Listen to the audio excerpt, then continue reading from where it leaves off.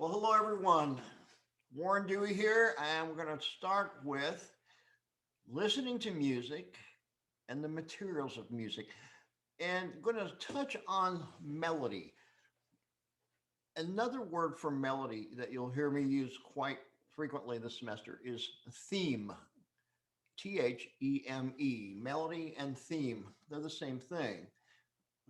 And so, the one thing that I'm really going to try to get you to learn is to listen to themes, recognize them. They're very short for the most part. It takes multiple phrases, multiple melodic phrases to come together to build one theme. And so it's something that we really I think it comes across sometimes as being just too much to bear, but we really make it harder than it is. I know it's easy for me to say. No, seriously, there are some things that some components that we want to go over today, and I'm going to share those with you right now. And this is the main focus of this course is this next document. This is everything to do with this course. You will use this document for everything you do. If you're not, you're not reinforcing the learning.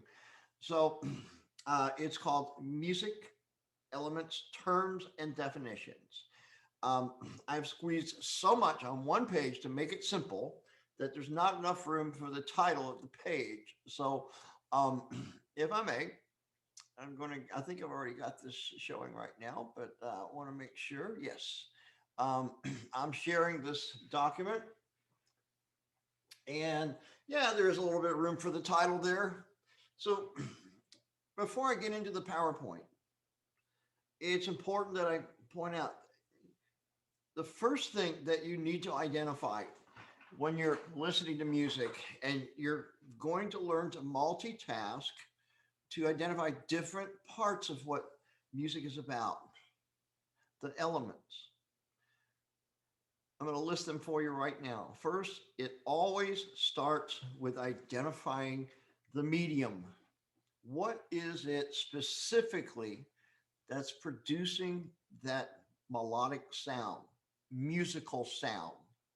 Okay, I can hit my fist on the wall and it makes a sound. That's not a musical sound. We're talking about musical sounds that can be made by only three different categories in music. They are instrumental. In other words, you've heard the term musical instruments. Well, musical instruments are a general category. And then again, they're also called instrumental. I can list, think of any musical instrument that you know that you can, recollect that a guitar is an instrumental category because it's a musical instrument. A flute is a musical instrument. It is under the instrumental category. It only plays instrumental music. So what's the other one? What's the other category? Vocal. The human voice sings. So we've got two categories: instrumental, vocal. Instruments produce sounds in different ways.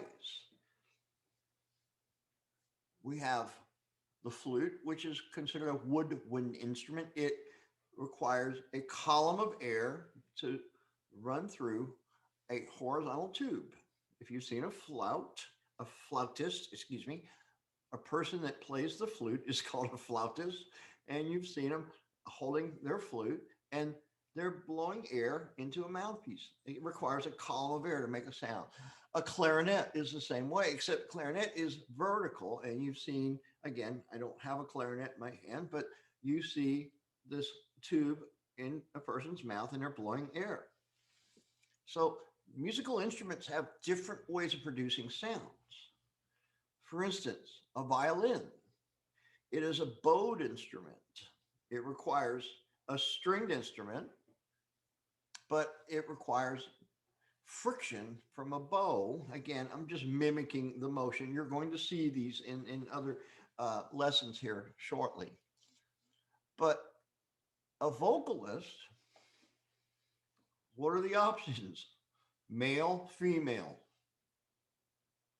Okay, now males can sing certain vocal ranges. Females can also sing different vocal ranges. Which one's higher in the pitch range? Of course, females. All right, so again, I'm just giving you some background on categories. There's one more category though: vocal, instrumental, combination of vocal and instrumental. Sure, of course. That's 99.9% of all popular music. It's a combination of a singer or singers in a band that's playing musical instruments. So that's a very common, most popular category. And I'll be going through that, but it's important to know all medium fall under those three categories in one way or another. All medium. For instance, a medium is identifying specifically at a given moment what is producing the sound at that time. Because you see, in music performance, mediums change constantly. In some instances, they don't, but again, in a lot of music, yeah, the medium will change. It's what we listen for that identifies the theme, the melody.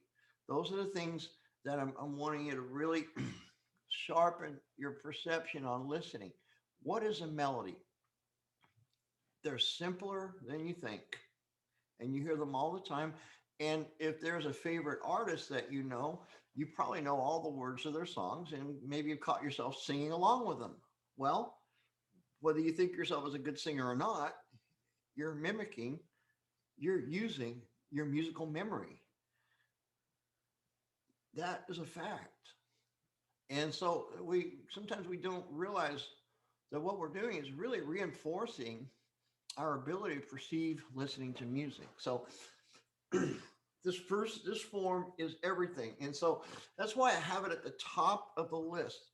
Anytime you're going to begin to write about music and identify music elements, you have to start with medium. Everything else doesn't matter if you haven't relayed to your listener, your reader. If you're writing, you have a reader that wants to be informed. So you have to establish, first of all, what is it that's making the sound, and then everything else makes sense. But if you don't identify what's making the sound, and you start saying, well, yeah, it was pretty loud. What was loud? What was loud? Again,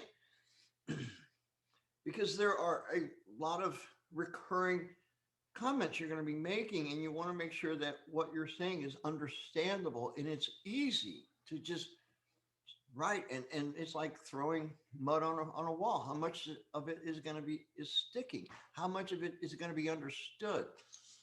So this form is going to be huge because it's going to be a great trainer for you as a reference. You'll have this on quizzes. Yes, you're not going to put it away. I want you to use it because without it, you're going to be, first of all, you're trying to guess what the different terms are, but the actual application of this is what is it that you heard? So this will help you make a choice based on what the question is asking about a piece of music. And you'll learn quickly that way. Without this form, first of all, you have to get through memorizing a few terms. Well, that's not necessary because you will relate to it much better and I think learn it much quicker if you know what the terms are. And now You have choices and you have to make a choice on which term fits what you heard. That's more important to me because that's a double sided barrier here to have you. Okay, you got to memorize terms first. And even though you're not sure what they mean, but now I want you to decide what you heard. No. So please use this. If you don't use this, again, that means you don't need it. Okay. So, all right. So, top of the list, medium, general categories, instrumental, vocal, combination of instrumental and vocal. Those are the only three categories we're studying. There is a fourth. It's not necessary to go through it. We'll cover a little bit at the end of the semester, and that's electronic. Yes, that's another category, but I want to keep it simple. So, next, we talk about melody. Melody, themes. There's a melody you hear every year, at least twice, at least, definitely once a year. Folks, that's a melodic phrase, and it repeats itself to finish the whole song. So obviously, first time, ah, and it goes again. See, now, and notice how it keeps going up higher at the last notes of the range.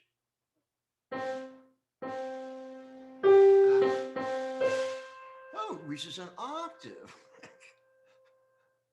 so again, these are fragments that make up the entire theme. So again, it's just to get started. Okay, I just wanted to at least introduce you to melodic themes. No simpler song than Happy Birthday. I'm probably gonna have to pay a residual on that for copyright, but I didn't play the whole song. So anyway, so I'm gonna pull up this PowerPoint, and I don't know if I need to get out of here.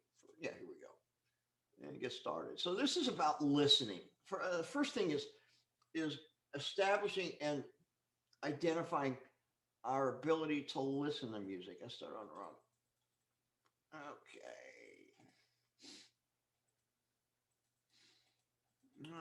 Start in the middle. So here we go. All right. Live concerts. Okay. In your first uh, assignment, it was asking you about if you've ever attended a live concert. Surprisingly, many people have not ever. And maybe some of your avid concert goers, when the climate is right, if you know what I mean. Um, we at Northeast Campus put on live concerts, professional live concerts. And our students are great performers, but for them, we want them to experience live professionals. And so um, when things are normal, I have y'all attend these concerts because we have quite a budget for these two concerts that we put on every year or every semester. I'm sorry, one every semester. Um, Nonetheless, that's not happening, but there is something that is a certain aesthetic value. Aesthetic, you can't feel it, you can't touch it, you can't smell it. It is an important part of the arts. Okay, when you have that chemistry of a crowd, a large performance hall, and live music, there is a chemistry that you cannot experience through a video screen. Okay, you just can't. You won't. Um, Again, especially with all the other things that come along with concerts of today, the pyrotechnics, the lighting, um, again, brilliant technology that enhances the experience of a live concert. And so that is a critical part of this course. Whether you're taking music appreciation or introduction to American music, we're going to be delving into music of the arts, art music, also known as classical music. But that is an incorrect term, but It's accepted by mainstream. It's classical music. Okay, so we're going to be learning about simple melodies from the classic composers, the composers of this art music, and also going to give you some examples of modern day, which really is a lot of fun when you listen to certain songs that most of you have heard before, and maybe not, but nonetheless, there are songs that are pop. Okay. And so there's going to be a mixture of different things along the way this week. So we're learning about musical elements, starting with melody. And so it's important to really see how the transition of music elements really developed. Everything wasn't at once. Guess what? We had to start with a theme. We had to start with melody first. And shortly after that, we see harmony come into play. Harmony is that sound that is below what the melody is. It's not competing with the melody, it's accompanying the melody. It's a series of notes that make up what we call chords that embody the sound of the melody. And I'll be going into that in a moment. After harmony came rhythm. Rhythm began to be experimented with. Again, we're talking in Europe, Middle Ages, Renaissance. Oh, yes, this is where all this came from for Western civilization. So, again, melodies didn't exactly have any kind of unifying rhythm. Melodies were just notes that just sort of had no meaning, didn't really have a statement, where rhythm gives it unity, where the melody has a beginning and it has an end, just like a conversation. And so, what began as melodic notes that just sort of went on into infinity, had no structure, rhythm put them all in a compartment again. And so, when you do that, melodies make sense. Again, when I say the word making sense, you hear it as something melodious. It's not something that's stark, that sort of makes you be taken back because you don't understand it, because it probably has no unity. Okay. Again, we'll be getting into more of that, but um, this is just an understanding of the historical evolution of music elements. Um, so, did you know listening to music takes practice? Depending on our backgrounds. Okay, take the beginning guitar student, just got his first electric guitar and probably going to be taking lessons. But for a while, sort of teaches himself. And anybody that learns to play an instrument is always going to be attracted to listening to more music. You have a guitar, you're gonna hear about masters like Jimi Hendrix. Again, those that sort of laid groundwork for the electric guitar. And so, more than likely, at least that young aspiring self-taught student should be listening to music, because that's how the others in their day learned. They listened to those before them. They were influenced by people before them, before the electric guitar. But it was a guitar. So it does take practice. What I'm saying is, the self-taught music student is entering a an area in their life that they're building on their music perception, because they don't know it or not. They don't know it because they're applying what they're listening to their practice on guitar. Well, they're practicing listening to music too. And so it's important to understand, there are many of us that, well, yeah, I listen to music all the time, but we're passive listeners. We listen to it for another reason, to relax, to pass the time of day. We don't really listen to it. It's there in the room, but we're working and are focusing here. Whereas a young music student is going to be more inclined to delve into listening a little bit deeper to what picking out the notes on the guitar. That's huge to be able to listen and then go to the instrument and play the same notes. Maybe not at the speed, but there's a big learning curve there. So it's important in listening to music, and this is a fact. Okay, undisputable. We all have this thing about music. It's very personal. Okay, at one time or another, and you can say, "No, I never have." Um, yeah, it's got a lot to do with maturity. Okay, I was that way, but there's a point in our lives where nothing else matters. Okay, it's this artist or this style of music, and anything else. Hate to say the word, we hate it. We don't. We have to be tolerant. We have to broaden our listening perception by being tolerant to other things that we normally would not even spend the time listening to. Okay. Um, there's something in the world of music for everyone that relates to them and their lives. It may not relate to yours, but it has some significance. Okay. And so I hear this all the time. Again, I'm a professional musician. I've played in many different styles of music. So um, I hear a lot of things again that it's just part of it. Okay. And it's a I call it a tunnel vision that we have, that nothing else matters. So again, it's just being voluntarily tolerant to things that you hear. You're going to hear music in whatever course. This is a double standard for 1306 or 1310. It's the same material, but you're going to hear music that you're going, golly, I really have never liked that. Get rid of that, because you're putting a block.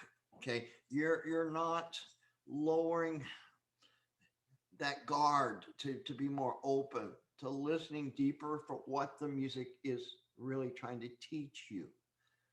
Not trying to convince you to like it. Okay, that's not why I'm here. There are a lot of things. All this music preceded everything you know today. Okay, and I'm talking about art music, uh, the music of the masters. You've heard the names: Bach, Beethoven, Mozart. Um, Again, everything in their lifetime, they were the stars. Their music was the top 10. They had audiences that demanded their music be this way, that it be good, that it be played perfectly. Demands were on them. Okay. No, they didn't have double platinum status at that time. They didn't know that their symphonies were going to be legendary. In fact, they didn't make much money in their symphonies when they wrote them. They made their fortunes writing music for amateurs. So anyway, that's another course, but it's still the same economic cycle. You look at it any way you want. Demand is there. They're going to give it to their audience, and so and it did help cultural evolution in the arts tremendously. It's not going away. All right. So as I said before, when you sing, you're mimic the words to a song. You hum it along, and then afterward, while you learn the song, word for word. And maybe you've been to a concert of that artist, and while they're singing the tune, you're standing there and you're just word for word, you're singing. That is musical memory. Again, so the idea here is expand on that. The only way you're going to expand on that is to let your guard down. Don't get this attitude of yeah, okay, gotta learn it. I gotta you have to learn it. You don't have to learn anything. What I'm asking you to do is look into deeper listening to the music and identifying what are the components that built that melody, or first about anything. um, I'm not talking about just art music. I'm talking, again, everything across the board. Repeated listening is common and encouraged. Okay, just any aspiring musician, whether they're self-taught or trained, is going to learn about repetition, repeated listening. Uh, Especially if you're trying to learn a style of music and you play an instrument. And so maybe you play really good rock guitar, and all of a sudden you hear for the first time, you hear acoustic guitar playing a flamenco style. Um, that's pretty awesome music. It's very difficult, but it's of a Spanish tradition. It is extremely difficult. It's a certain sounds, a certain approach, and all of a sudden you're going, wow, I play guitar. What if I learned that? I mean, so again, it's expanding on your knowledge when you started something and now you want to build on that. Um, that's huge because again, it shows you're as a young aspiring musician, it shows that you're growing. Now, again, forget about the aspiring musician, just somebody that's never played anything. Okay. That's why you're here. And hopefully you'll learn to separate what you don't listen to from what you listen to. Start listening to other things. Again, in this course, it's going to encourage that um, for the purpose of learning. Uh, so I'm asking you not to be so selective. Okay. So, all right, as I said before, the word art music it refers to really so many things in the classical tradition, but it also includes modern and contemporary styles, jazz forms of jazz. That's art music too. Okay, that's not just classical when we say art music. Okay, so again, as it says here, learning to listen to recordings and learning the difference in live concerts, massive difference. Again, right now it's restricted, unfortunately. Um, but one day that comes back, I take every opportunity to enjoy a live concert.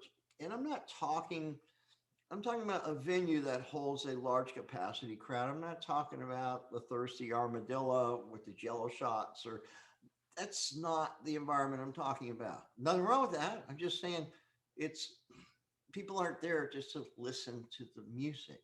Okay, so um, again, if you don't know that, that's when I want to make sure and mention it. So it's important to know that there is certain protocol in the world of art music when you go and listen to a concert by a symphony orchestra or the Dallas Choir, Fort Worth Symphony, Dallas Symphony, the Fort Worth, I'm sorry, the Dallas Opera.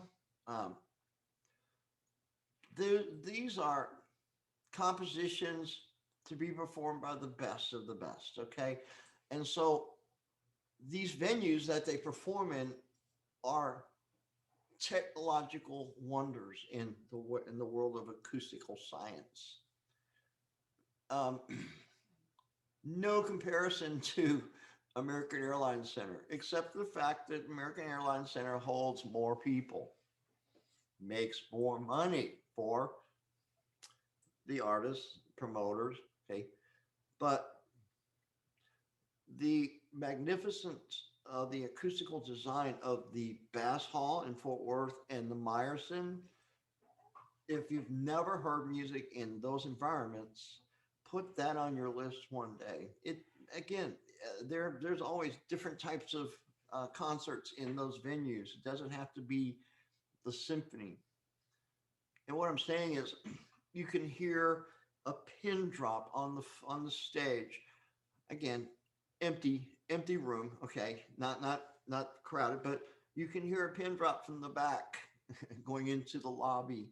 Um, that's acoustical wonderment. It's again, but when you hear a concert in a room like that, it's it makes an impression. Again, it changes the way you listen to things, or it can.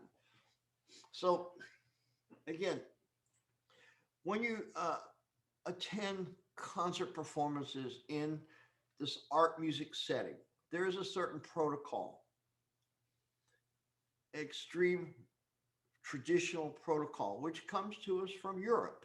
It is Europe that gave us the ideas and influences of orchestral music, and we adopted those certain protocols. It has to do with attire. The performers are going to be in a formal attire in respect to their audience. And for that, the audience needs to give them a little respect. No, you don't have to wear formal attire, but there is a change of protocol from what you're normally used to if you go to American Airlines Center or any of the concert venues that feature pop and rock and hip hop. Again, there's lots of them. For instance, oh, I don't know what it's called now, but it's out in Grand Prairie. Um, Again, concert venues like that. But again, this is where you have to understand. In art music, there are programs for the audience slash listener to know what is to be performed.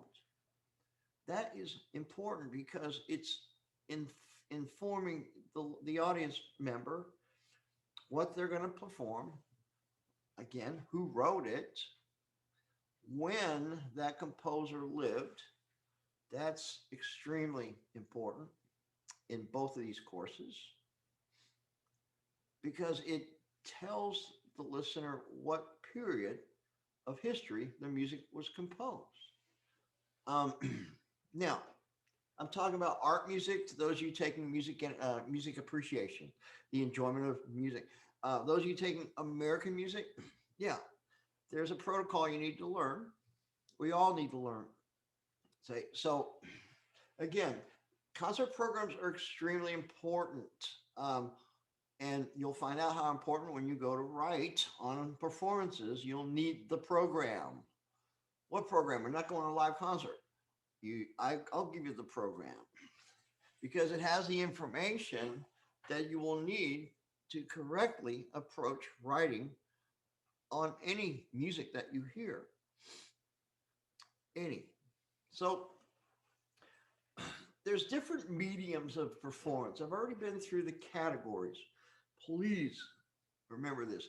If you have, again, some people struggle with that. Here's an analogy. You do this with any automaker. Ford. Ford makes automobiles, they make trucks, and they make SUVs. Okay, car, truck, combination of both. Again, people need their stuff. Okay, so all right, so there's your categories. Those are your categories of Ford. You can go to Chevy and do the same thing. So now let's break that down. Well, what all the different cars that they have by Ford. Yeah, I can't remember which. Anyway, the new ones today. But you go to the trucks, F-150, F-250, the Ranger, and go to the SUVs. Oh gosh, the losing my mind. You know what I'm saying? The Explorer, the Excursion. Yeah. Again, you see what I'm saying? These are categories of vehicles, and then they have certain names of the vehicles that they sell. Uh, so anyway, so when we get to medium, medium is broad all the way across because it identifies specifically what it is. A female soprano that sings by herself, again, it depends on what you're hearing at a given moment. That's what that medium is. That soprano can be a part of a huge choir, but you're only hearing her sing at that time. That's a medium of a soprano vocalist. There's a general medium that surrounds her called a choir. You see how it works? I hope. Orchestra is a general medium. It is, again, at that given moment, you hear this full sound of a 100-piece orchestra. That's quite a very powerful sound. But and all of a sudden, with no warning, the composition changes, and now you hear just a very distant flute that's coming out of that orchestra, but the medium changed. It began with an orchestra. All of a sudden, there's an isolation of just the flute. So, specific medium, that's what you want to be able to identify when you're listening to it. And I'll get into that with dynamics, but think about it when there's strength in numbers, 100 musicians in an orchestra playing, that means brass and percussion. That's the power structure of the volume of an orchestra. But you take them away, the volume changes dramatically. Strings and woodwinds are the only other two sections that are left. They are incapable of playing loud. They can play up to a certain volume, but then it's out of the comfort level of their instrument. They start, the pitch changes. But when you add brass and percussion, that's the power element of the sound. I'm getting into dynamics, which is not what is being covered this week. So I'm giving you different mediums of performances. You have instrumental soloists, vocal soloists, with accompaniment or not. What's that word, accompaniment? Accompaniment is usually the piano. Usually. Again, the melody is coming from the soloist, the solo instrumentalist, the solo oboe, the solo clarinet, the solo vocalist. But there's a piano that's accompanying, not competing, not trying to duplicate note for what the vocalist is playing or is singing or what the instrumentalist is playing, providing chords, providing harmony.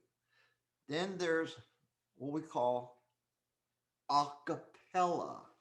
A cappella is the Italian term for unaccompanied. Now we're talking isolated categories. When you have vocal with piano, you have a category of instrumental and vocal.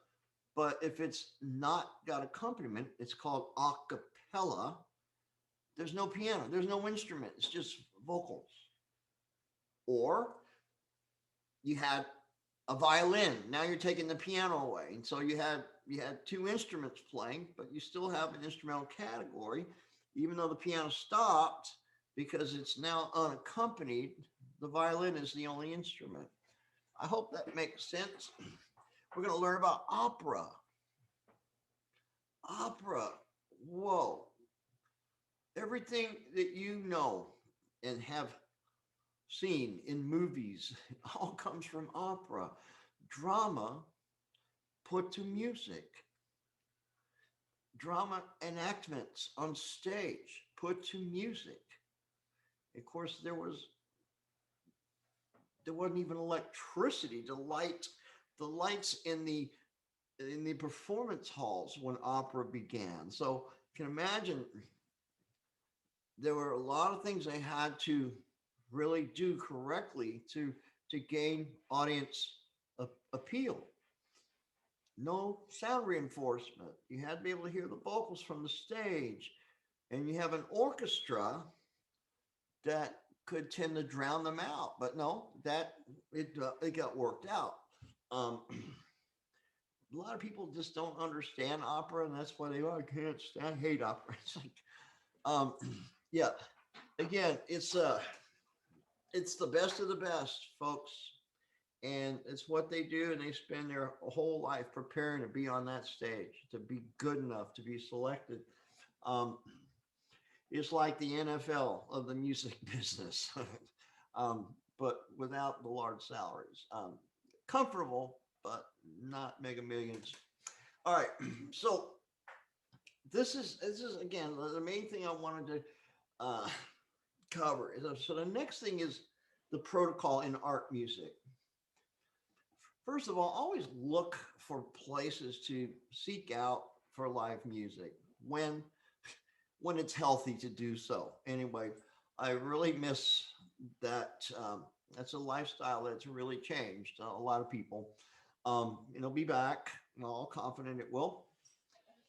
Also, many places, especially Meyerson and Bass Hall, if you research it, they offer student discounts. Okay. Um, Pretty substantial. Again, for like a 40, $50 ticket to pay $10. That's awesome. Again, depends on the event. Okay. So, um, but again, you want to always read in advance about what you're going to experience. It's not like going to, well, I know everything about that band. I know, when the when the singer was born, and no, it's a really a way for you to have a complete enrichment of the event. Again, knowing what to expect. Uh, Again, there could be some featured soloists there. Again, it could be one of the famous Vince Beethoven's Ninth Symphony. You need to read about that one. And you go, it's just a symphony, right? No. Anyway, it's good to get there early. And again, I'm talking about art music. Okay. You know how it is. You go to a pop rock concert. Yeah, you just want to get there so you can get a parking place, right? So if you get there early enough, yeah, you'll be there early and nothing special going on. Sound check maybe, or they're playing music on the loudspeakers. You know, but no, there's an ongoing education when you arrive early, and it's really important that you don't arrive late. I'll tell you why. All right. So again, you're following the program, and you want to make sure to be respectful to the performers. Things like candy wrappers that the cellophane candy wrappers. You'd be surprised how loud those are in the Bass Hall or Meyerson. Um, and really and truly, you really don't get up until intermission. No, unless you happen to bring the newborn infant. And if the infant starts to cry, um, take them to the lobby quickly. I guess case in point, don't bring the infant. Um, Again, it's an awkward situation. So I can hear women going, "Well, if that's going to be that way, I'm not going to worry about going." It's like, yeah. Again, there's a place for everything. It's just using common sense. Okay, um, it's an environment that requires quiet, just like in a library. Okay, again, there's other people that paid good money that uh, again should be respected and their wishes respected. They're trying to really concentrate. So anyway, um, it's meetings of the clash of the social. Now, a lot of this music is already thought of being like it's for those people that have so much money they can't even burn enough of it. Well, they're patrons of the arts. They contribute. The reason that those symphonies survive is that patrons that have millions of dollars donate millions of dollars to keep the arts alive, and in major cities throughout the country. No, I mean they sustain themselves as a business, but for venues, do you think the Fort Worth Symphony built Bass Hall? There's a family here in Fort Worth. Last name is Bass. Maybe heard of them. So again, patrons of the arts. There's many examples of that. Violins that cost $13 million, and the first violinist for the Chicago Symphony will be playing that $13 million violin. And you're going, how can an instrument be worth that? It's because it was made by the premier makers of the violin, the first major makers of the violin in Europe in early 1700s. That's what makes that, because they can't duplicate it. And now, does that violinist own it? No, they don't make that much money. But as long as they're the first chair of the Chicago Symphony, that is their instrument to play as long as they until they retire. And then becomes somebody else's instrument to play. Again, thank you, patrons of the arts. Um, this is a common occurrence because we keeping the music traditionally the way it was intended to sound, the way that the composers intended it to sound. So, in case that you are not going to be showing up on time, there are ushers at the doors of Bass Hall, Meyerson, and once the music starts, they will not allow you to enter until the applause or the end of the composition. That's protocol. Now, if they're playing Beethoven's Ninth Symphony, now remember what I said, not until the piece is over and the applause begins. Beethoven, all symphonies have four movements. There's no applause between the movements. Each movement can last 12, 15 minutes. By the time you finish the fourth movement of the Ninth Symphony, about an hour and 20 minutes has gone by. And then the clapping will start. So don't be late because again, it's as a traditional protocol. And please, electronic devices always turned off. So I hear comments in the past in my face-to-face sessions, and students who go, well, if that's the way it's going to be, forget it. I'm not going to ever go to this stupid concert. I got to do what I want to do. So be it. Okay. So, but again, it's knowing when to applaud too, as I was saying, is if you happen to be in the audience and the end of the first movement of Beethoven's symphony, you don't want to applaud because you'll be the only one in the entire hall. So, and like the Southwest commercial they used to run, want to get away? That's exactly what it's going to feel like. So, again, like I said, arriving late, don't do it. So, here is the pinnacle part of this course, especially if you're in enjoyment of music, listening, knowing what genre means. And also, American music people, you need to know what genre means, okay? So the program will always list for you the title of the composition. And if it is a certain type of genre, it may or may not have multiple movements. A movement is a separate composition all its own, but it's part of a greater work. Symphonies and concertos are multiple movement pieces.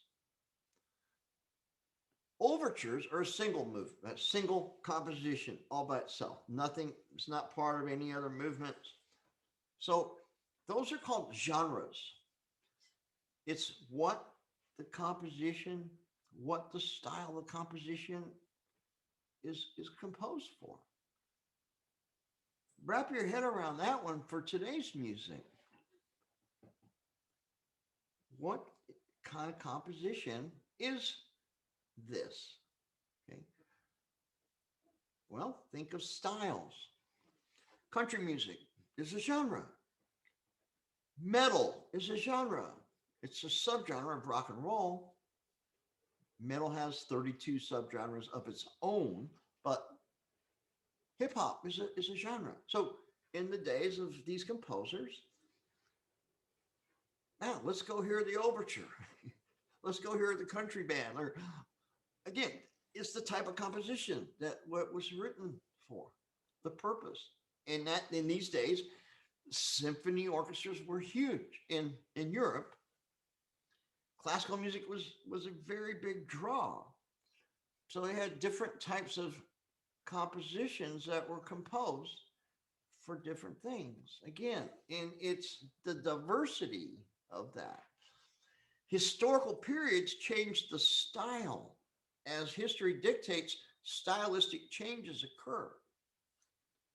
So genre is a double-edged sword. It in the classical art realm, It means the type of compositions. You can easily change that to the type or the style of the songs in pop music. So a concerto is a genre. A solo concerto, which features a solo instrument. So guess what? The categories, overtures, symphonies, concertos, they're all category instrumental because they're played by large instrumental orchestras. So all that to sort of chew on. That's a lot of information. But the movements have a certain formula. The audiences demanded this. It wasn't some composer came up with, I think I'm going to have three movements. Well, if he decided three, the audience decided four, okay, which did happen. But nonetheless, it's a formula. It has to stay the same. And we'll be getting into that. Each movement has to be a certain speed. First of all, think about this, and this is going to hold true for any of these multiple movements. Remember this, okay? Put it in perspective because you're going to answer a lot of questions on quizzes, and I always get the wrong answer. You'll never get this wrong. You paid good money to go hear your favorite artist, okay? And so the first opening tune, they start out, I don't know, maybe it's Beyonce, maybe it's, any of I just saw his video last night. Can't think. Bruno Mars, okay? Opening number is slow. I mean, the opening, yeah, the chemistry's there. They're just waiting to be just some driving song, and they start out with a slow song. Oh, I want my money back. Again, same thing true on any of these multiple movements. Oh no, you want something that is going to grab you, that is going to really give you some energy. They're all fast. The first movement of any composition is always fast. You would never want it to be slow. And so guess where, golly, what a great cue that this music gave us for. But think about that. You would never want your favorite artist to open with something as a slow song. All right. Um, again, have you ever been to a concert where they did? I don't think so. And if so, well, I'd be anxious to know if that artist is still around. But so multiple movements have different tempos in these compositions. Always fast on the first one. That'll save you a bunch of points. I guarantee it will, because I got tired of seeing slow for the first movement. No. All right. So again, just to reiterate some things about sound. There's two different types: definite pitch and indefinite pitch. So the word tone, that word really says a lot. It is a pitch. In other words, something that gives us a musical tone. This is a piano I'm playing. You're listening to a single individual tone each time. These are all individual tones. Okay? When you combine those tones and you form what we call a scale, now you create an atmosphere of this collection of notes called tonality. Tonality. That's a major music element. A tone is not a musical element. Tone is just one note. So tonality is going to be the mood that we get from listening to the music. When you play a collection of notes, that unified melody will now represent a mood. For instance, there's two choices, and on that music element sheet, you'll see the word tonality. It will define that. and it'll say that there's two choices. Either the tonality is major or minor. Very important. I'm going to be covering this more detail next week, but I just want you to sort of think about that. The very first song I played. Okay, so first of all, major means, think about all the synonyms for the word happy. So yeah, I was going to say major equates to a happy mood. Oh, but golly, how many synonyms am I talking about here? Jubilation, surprise. Again, that's a good one. Celebration, majestic. The queen enters, a huge palace in a coronation, and it's a grand, event. Sure, that's a celebratory mood. Joy. Um, you see where I'm going with this? There's different ways to define happy. Okay, but that's what major really is all about. It's the mood that it gives us. So minor would be the base word sad. Now, how many words for that? Oh, tons. Sad can mean anger. Sad can be mysterious. Um, can be fear. Again, it's lamenting. Again, it's there's so many things that when we depict a mood. See, folks, when you go to movies, the movie soundtracks, depending on the scene, are going to dictate exactly that. You don't know that, but it matches, it parallels with what's going on. Okay? Um, a romantic movie, she breaks up with him or vice versa, and it's their parting ways. Well, the background music's going to be minor. It's going to be have a minor tonality. Okay. Um, unless she's a mass murderer, and it might be major when he leaves with his life, but or he or she anyway. um but you get what I'm saying. um action action movies. Okay. Again, I always like to use perfect examples because John Williams is probably one of the best known composers in the 20th century. He wrote all the scores for Indiana Jones, Star Wars.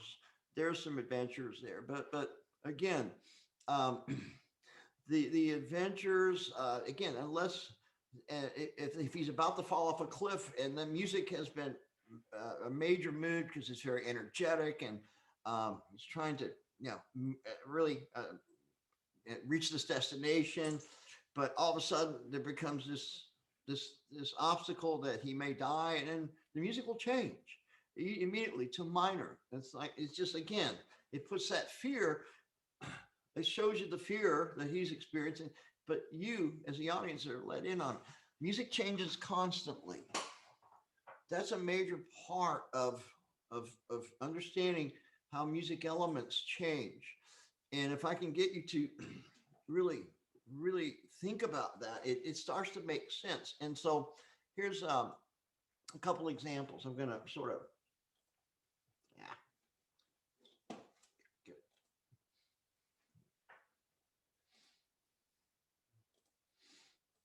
Uh, let me get to that in a minute because this is on your quiz. Hey, it's how sounds travel to hit our ears. Okay, it's very simple. As we perceive a vibrating object, and the vibrations of that object travel through air to reach our ears. Again, and this is where the brain processes those sounds. Music is the organization of sounds in time. That's where rhythm comes in. That's where meter comes in. So when we talk about vibrating objects, we talk about the sound, the science of it. Frequency per second. Again, a higher pitched instrument is going to have a vibration that is so fast of vibrations per second that the human ear cannot detect it. This is how a high note on my piano. you can't hear those vibrations. Now, go to a low note, you can hear the circular motion of every time the cycle comes back. Yeah, vibrations, frequency per second.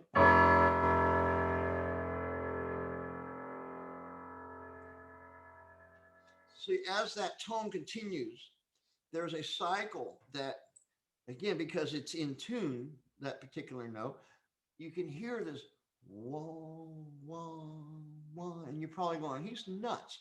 No, I'm not. Okay, and maybe you can hear it, maybe you can't.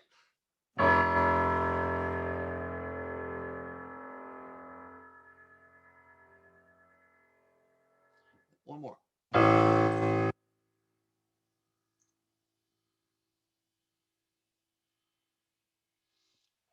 So again, in our tonal system in Western civilization, these are the same notes that we deal with, whether we're in Europe, whether we're in the United States, North America, Middle East. No, they have many more notes than we do. Okay. And so, again, if you didn't know that, so there's four main properties. I already told you. Tone, a single note. It's a collection of tones that give us tonality. So if you ever answer on a test, that song had a major tone, that's an oxymoron. That doesn't exist. How can you tell mood from one note? What's the mood?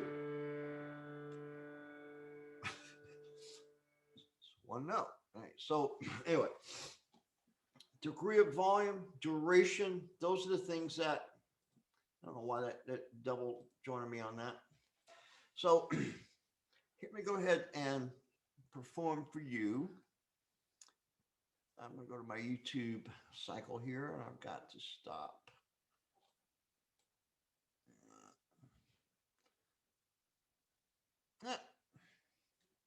Tell you what, I'm going to pull this up.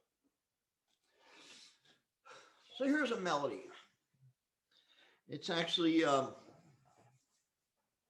a short little phrase. It's not the entire melody. It is entitled Ode to Joy. It was first heard in the fourth movement of Beethoven's Ninth Symphony. Again, this is just, if you'll notice again, notation for music is a visual representation of what you hear. Again, you don't have to know how to read music to understand that that's what a musician looks at. And so truly, each of those notes is identical in rhythm, identical in the way that they're structured. You notice there's four per measure.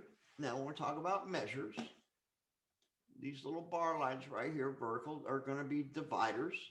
So everything is everything is prim and proper in its place, organized. So that's where you have tones. And if you don't have organization, you just have tones.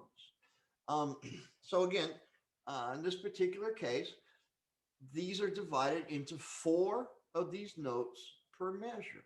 There's a reason for that. It's called meter. Now, there's also any number of ways that could be played: fast, slow, extremely fast, extremely slow, all depending upon the tempo. So this is my tempo, and I'm going to play it my left hand.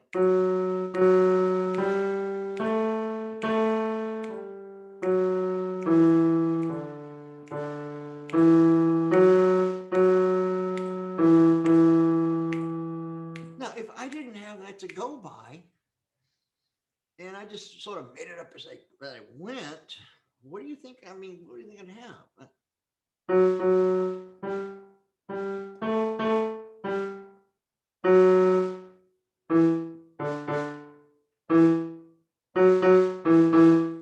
I played it. Again, substance, organization. harmonization.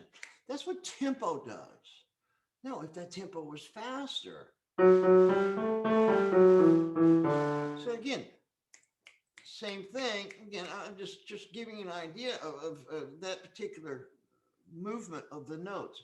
Notice how the notes are connecting to each other. They're neighboring to each other.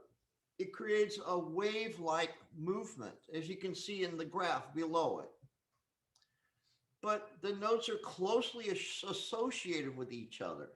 What you see in that staff is you see a system of horizontal lines and spaces. And so again, those of you that play music, you understand, but those that don't, I'm trying to reach them. Okay, so the notes are close and neighboring. Those are the same notes right there. And then I move up, and that's the same note there. It comes straight down. That's called conjunct motion. Conjunct motion. The notes are neighboring because there's that little category. It says melody, theme. What's the motion of the melody? That's what you're going to be asked to determine. And it's conjunct. The notes move very close. And again, the other type of music is that when melodies are made up of leaps, large leaps between the notes. And so right there, I just played for you the first two notes of one of the most groundbreaking songs in American music because it was historic. And it's, let me go ahead and pull that up if I may. And I got all these things in too many places. So I'm going to go ahead and back out of that so I can get this to you.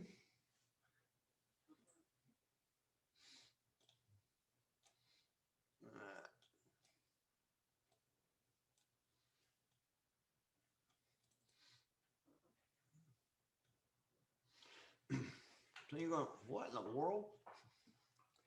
And I'm trusting you can see this, but I got to go get my song first. Sorry.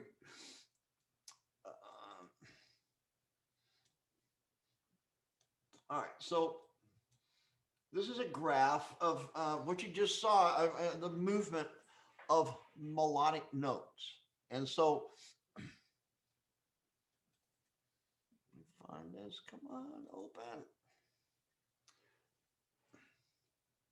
Not supposed to see that, all right.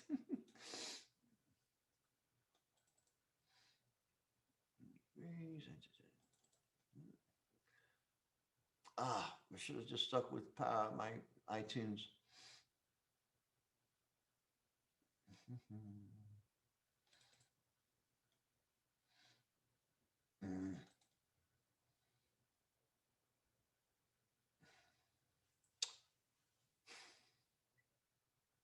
So we got all these songs and they're eluding me. Oh my gosh.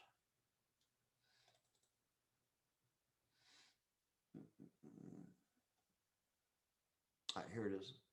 I was in the wrong place. All right, so this song. Now, first, you're going to hear instrumental intro. When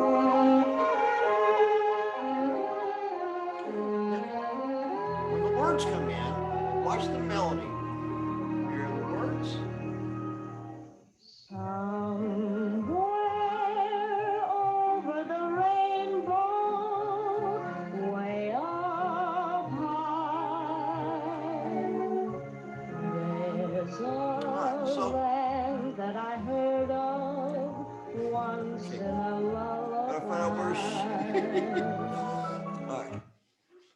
So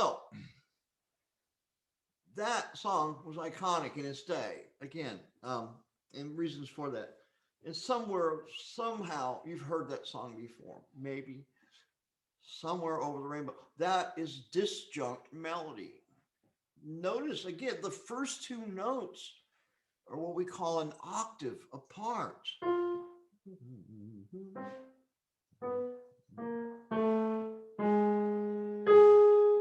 starts on A flat. Somewhere over the rainbow. Yeah, I'm not a singer, but again, this the case in point is that the motion of the melody, the individual notes are jumping all up and down as composed as compared to the conjunct melody that I played for you just a moment ago in Ode to Joy.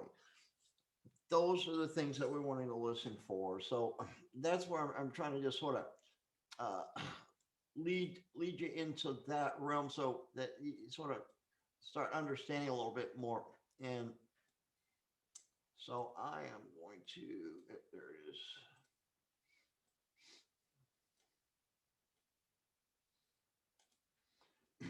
So the melody is the tune in music. The tune.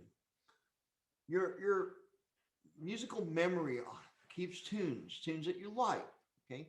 Sometimes you remember the words too. Most of the time you do. So it's the contour, it's the motion of melody. That is what I'm really trying to get you to learn. And interval is the distance between those notes. So again, phrases, small phrases make up the greater part of the melody. They're building blocks to the greater complete melodic line. So in a moment ago, you saw the wave motion of that first of Ode to Joy, how it had a wave contour, just like architecture does. So again, these are the things that Amazing Grace, a perfect example. Now this uses a bit of both. Melodies don't have to stay conjunct. Okay, again, they have other melodies or counter melodies that can be disjunct as well. So again, obviously the first notes of this particular song are a bit disjunct. Again, from you, if you look, and I'm going to play this starting from the beginning.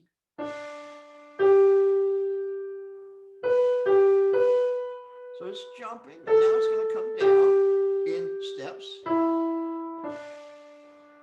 Second phrase.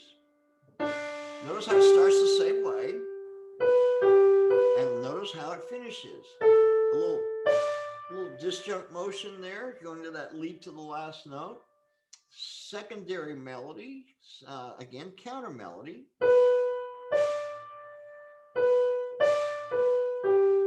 Notice how it's moving up and down. And it finishes, last line. Notice how it's returned to the way it began. So 4 phrases that make up that melody of Amazing Grace. And so when it finally ends, we come to a resting place. It's called a cadence. In other words, the theme has been completed. And so you don't complete a phrase on a note and quickly move to something else. It has a rest where it's home. It reaches its final note. And so it defines that by staying in place. If it was just going to hit that note for just a millisecond, move to something else, that would not give us that feeling of completion. So there's other songs in here. Again, I played Ode to Joy for you, and again, I demonstrated that as well. Each of these, Joy to the World, Star Spangled Banner. Again, there's examples for you to follow, but again, Joy to the World is a perfect example of how it descends in line as a perfect conjunct melody. Oh, I'm sorry, I'm in the wrong key. That would have helped.